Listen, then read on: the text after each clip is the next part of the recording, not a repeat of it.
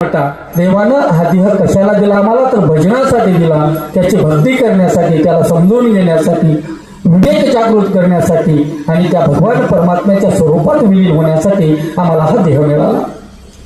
पण आम्ही काय केलं, हा देह आम्ही आमच्यासाठी वापरला. आम्हाला दिला तो फुकट दिला आणि फुकट मिळालेला देहाची आम्हाला किंमत कळत नाही आणि आम्ही काय करतो त्याला, तर कवडी मोल किमतीनं त्या देहाची विल्हेवाट लावतो. आम्हाला बालपण, तारुण्य, वृद्धावस्था ह्याच्या जीवनाच्या एक एक अवस्था आहेत त्या पोक्त होण्यासाठी आहेत.